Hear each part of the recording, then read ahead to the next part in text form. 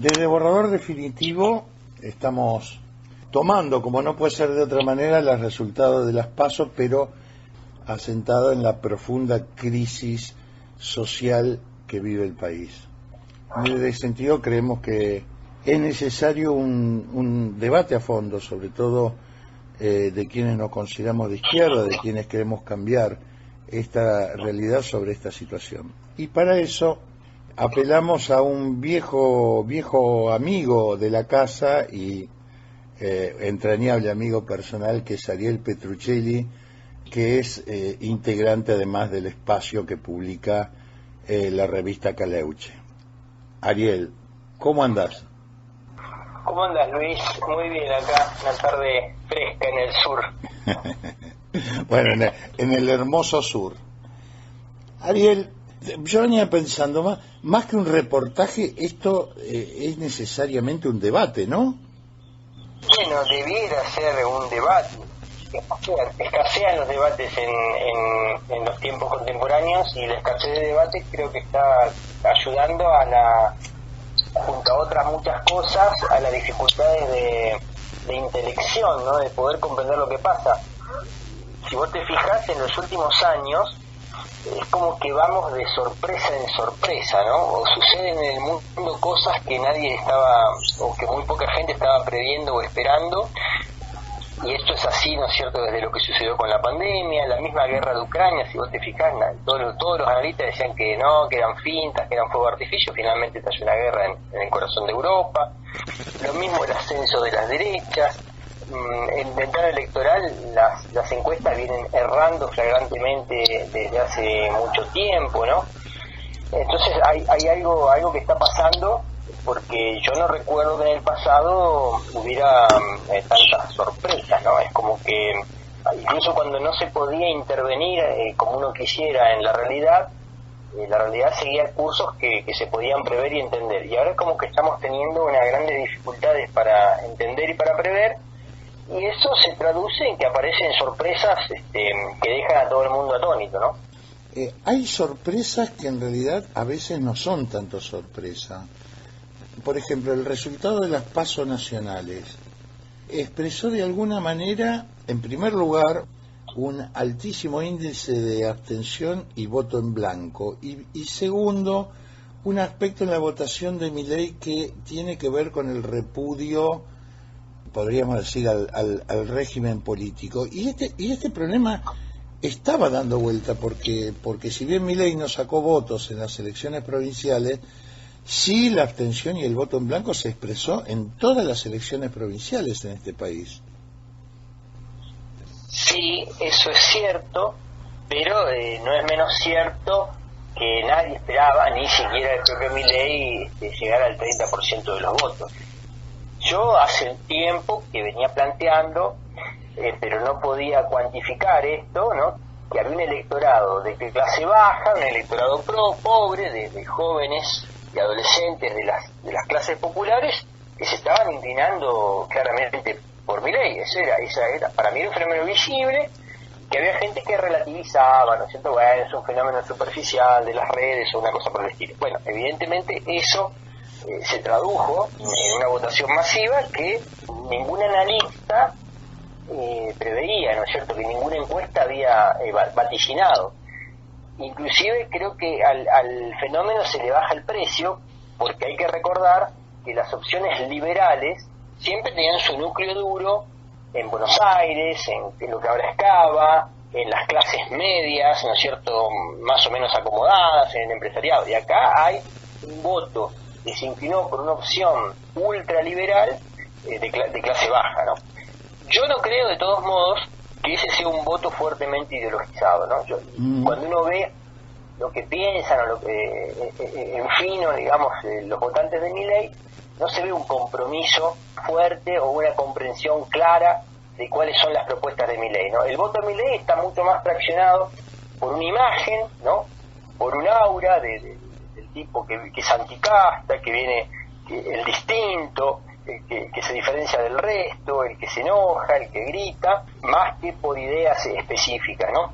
Pero bueno, también eso requiere ser explicado, ¿no? Claro. Porque ahí también hay como sobre todo de las fuerzas de izquierda, que es, bueno, en un momento de enorme crisis, es un escenario a priori propicio para un crecimiento fuerte de las izquierdas, y las izquierdas como que no pudieron mostrarse como una alternativa real, que son una alternativa mucho más real que lo que puede ser Milei, ¿no? Pero en el imaginario popular, el tipo distinto, el que amenazaba con patear el tablero, el que quería cambiar las cosas, era Milei, ¿no?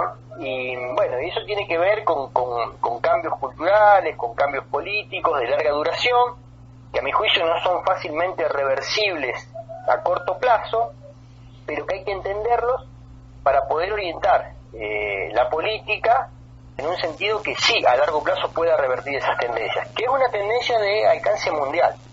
Y eso indica, bueno, una serie de problemas, ¿no? Porque tiene que ver en parte con que lo que se asocia con la izquierda, muchas veces falsamente o equivocamente, porque en realidad son progresismos contemporáneos de un talante más bien posmoderno, que ni siquiera aplican políticas keynesianas como en el pasado, y eso en realidad colisiona muy poco con el capital. Tiene todas esas políticas identitarias de minorías, lingüísticas, etcétera, gozan del aval del gran capital y sobre todo del capitalismo digital, que es hoy en día el hegemónico, y hace que ante las clases populares, que se ven acosadas por una realidad cada vez más precaria, de desempleo, de bajos salarios, de miseria extendida, de inseguridad sobre el futuro, bueno, esas agendas le dicen poco. No solo que le dicen poco, sino que muchas veces quienes instalan esas agendas no solo no solucionan ningún problema de esa gente, sino que le traen problemas nuevos, ¿no?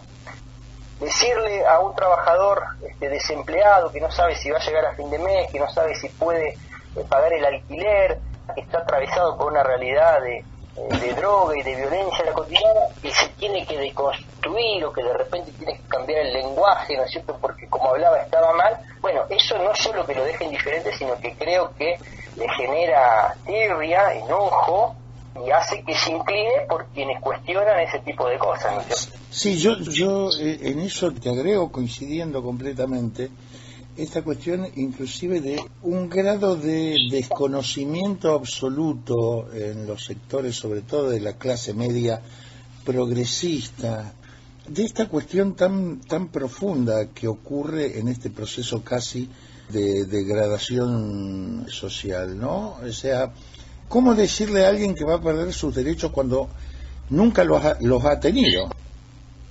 Claro, por eso es que ese discurso ya no tiene demasiado eco, ¿no? Porque la realidad de la juventud precarizada y empobrecida actual es esto, ¿no? Puede decir, bueno, porque mi ley te va a sacar tus derechos. Y esos chicos miran para su costado y ¿qué derechos ven? No ven ninguno, ¿no? Ahí hay una disonancia entre la percepción y la realidad de las clases medias y la percepción y la realidad de las clases populares, ¿no? El tema es que la política oficial quedó dominada por un imaginario de clase media que tenía poco que ver con la realidad de las clases populares. Y yo traigo a colación un tema que es importante.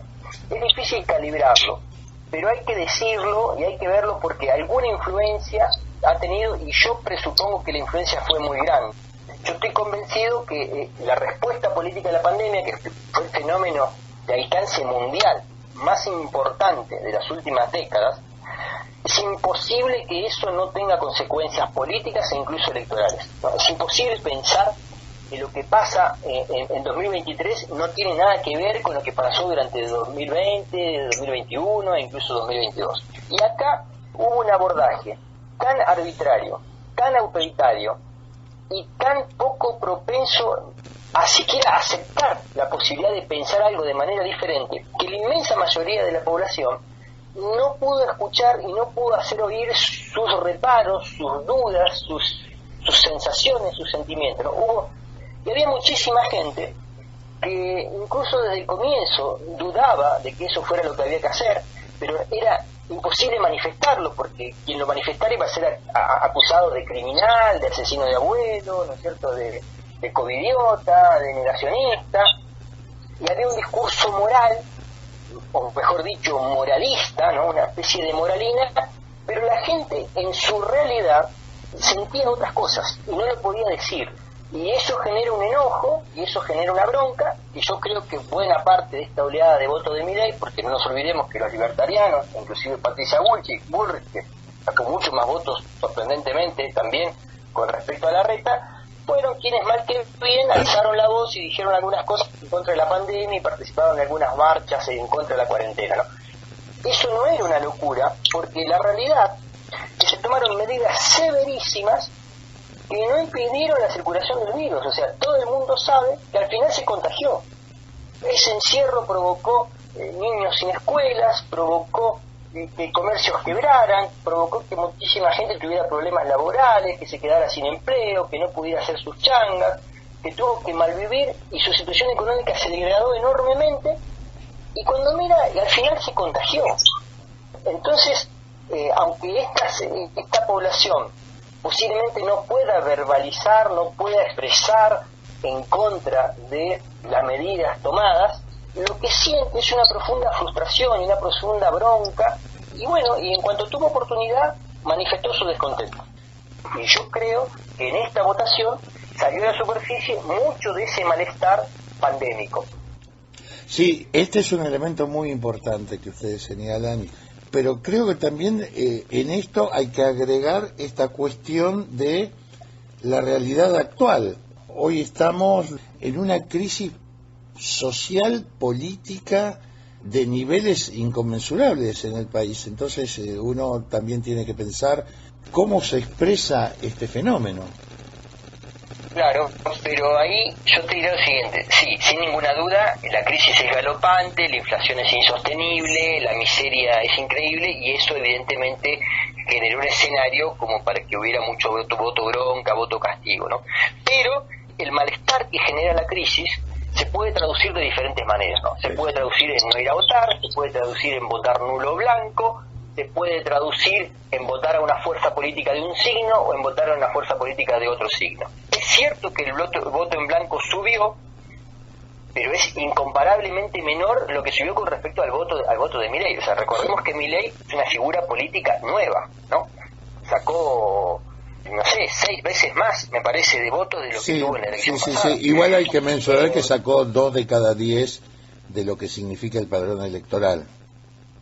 Claro, pero vos tenés que tener también en cuenta que nunca votó el 100%, ¿no? Ahora fue una votación muy baja, pero eso no es que se desplomó, ¿no? Bueno, antes votaba, qué sé yo, el 80%, ¿no es cierto? Ahora votó un poco menos, pero no es que en ese 30% de gente que no fue a votar, todo eso antes no, o sea, eso habrá subido un 30%, un tercio, ¿no es cierto? O sea, lo que más creció, lo que lejos más creció, es el voto de Milei. La bronca se manifestó mucho más que por no ir a votar, o por votar en blanco, por votar nulo, o por votar por las fuerzas de izquierda, por votar a Milei. Y en eso me parece que tiene que ver 2 cosas. Uno es que Milei pudo presentarse, aunque sea imaginariamente, como el loco que viene a patear el tablero. Dice, bueno, ya estamos podridos de todo, vamos con el que nos promete patear el tablero. Pero también tiene que ver con que Milei podía ser asociado con el tipo que cuestionó las políticas de la pandemia, ¿no? ¿Cuánto se debe a una cosa y otra? Bueno, yo no te lo puedo mensurar, pero pensar, como parecen pensar el grueso de los analistas, que ni mencionan en una línea la cuestión de la pandemia, para mí no tiene ningún sentido. Giremos un poquitito, Ariel, 2 cuestiones. Primero, focalizar un poquitito en la política de la izquierda. Y segundo, el gran problema que nos preguntamos todos: ¿qué hacemos frente a esta situación? Bueno, yo creo que lo primero es serenar los ánimos. La política contemporánea está dominada, a pesar de que esto es una idea que puede ser polémica, yo no tengo duda de que es correcta. Para mí la política contemporánea está dominada por lo que yo llamo el extremo centro neoliberal, ¿no? Hay mucha gente, inclusive en la izquierda, que dice que el neoliberalismo está en crisis, que el neoliberalismo se acabó, etcétera. Yo no creo nada de eso. Todas las políticas que se aplican son mucho más neoliberales que keynesianas, inclusive las políticas económicas de los gobiernos más progresistas se parecen mucho más al neoliberalismo puro y duro que al keynesianismo o al Estado benefactor de décadas pasadas. Yo creo que lo que domina es un extremo centro y que las políticas que se aplican tienen un margen de variación relativamente bajo, gane quien gane y gobierne quien gobierne, ¿no? El tema es romper esa losa del extremo centro, y eso no es algo que se pueda hacer de un día para el otro, pero la razón por la que podemos serenar los ánimos es que no va a haber cambios descomunales. No es que estamos bien, no es que Milei es un fenómeno, digamos, como no sé, como el ascenso del fascismo en los años 20 o en los años 30, ¿no? Estamos hablando de otra cosa. Entonces, lo que hay que hacer es, más que salir corriendo y hacer tonterías para ver cómo respondemos la semana que viene o dentro de 3 meses en las elecciones, lo que hay que hacer es pensar cómo podemos llegar a revertir esta trampa a mediano o largo plazo. O sea, hay que pensar en plazos más largos que la inmediatez que te lleve eternamente, ¿no?, a votar por el mal menor, ¿no? Sí. Yo no sé, estamos ante un escenario en el que posiblemente haya que la gente que está acostumbrada a eso tenga que plantearse si en un eventual balotaje no vota, no sé, a Bullrich para que no gane Milei, o a Milei para que no gane Bullrich, ¿no? Estamos ya al borde del ridículo. Pero no es mucho más ridículo preguntarse si votar a Massa para que no gane Milei, ¿no? Porque en realidad no hay tantas diferencias, ¿no? En lo que es política económica. En lo que hay diferencias son, te diría, en algunas cuestiones más bien culturales, ¿no? Entonces, me parece que lo que hay que pensar primero es en plazos más largos, construcciones más sólidas y más a largo plazo, y esto implica también algunos cambios en lo que es la orientación de las fuerzas de izquierda. Yo creo que la orientación más razonable, sin ánimo de darle lecciones a nadie ni nada por el estilo, pero sí creo que el desafío, y lo he planteado con muchos compañeros y compañeras del FIT, es lograr aunar un discurso que tenga que ser diferenciado pero no contradictorio. Tenemos que poder aunar un discurso sumamente radicalizado, antisistema, no solo crítico del mercado, crítico del Estado, crítico de la política, crítico de la democracia burguesa, muy radicalizado, pero muy simple en un punto, pensando para interlocutar con esos sectores enormes, masivos, de clase trabajadora precarizada, que además no solo se ha empobrecido materialmente, sino que también se ha empobrecido intelectualmente, ¿sí? Entonces ahí hay que hacer un discurso radical y simple, pero al mismo tiempo hay que combinar eso con argumentos muy sólidos, muy pensados, muy meditados, muy bien informados, con buena base empírica, para discutir y dialogar con esos sectores de clase media que tienen otros intereses, ¿no? Y hay que mostrar que si anclamos nuestros horizontes políticos en las representaciones de clase media, lo que va a suceder, y está sucediendo a escala mundial, es que las clases populares se inclinan por las derechas, ¿no? Y entonces ahí tenemos un problema enorme. Esto es un poco, si vos querés, como la cuadratura del círculo, ¿no? Pero yo no veo otra manera de salir de esta situación a mediano o largo plazo. En eso coincidimos completamente, pero el punto inicial, te podría decir, es poder abrir este debate sinceramente, sin que sea un problema de la defensa absoluta de ningún aparato. Bueno, claro, sí, por supuesto. Las organizaciones políticas tienen que estar dispuestas a discutir esto, a escucharlo, a contraargumentar, ¿no? Acá nadie tiene ninguna verdad, y será una tarea larga y paciente, ¿no? Pero bueno, yo creo que la obligación que tenemos, los quienes somos militantes de izquierda o intelectuales de izquierda, no adscriptos a ninguna organización, pero que tratamos de tener una relación, un diálogo, un vínculo con la mayoría de ellas, bueno, es plantear claramente lo que pensamos, sin dar órdenes a nadie, pero decir, che, hay que pensar algunas cosas y hay que ver qué es lo que se puede hacer y qué es lo que se puede cambiar.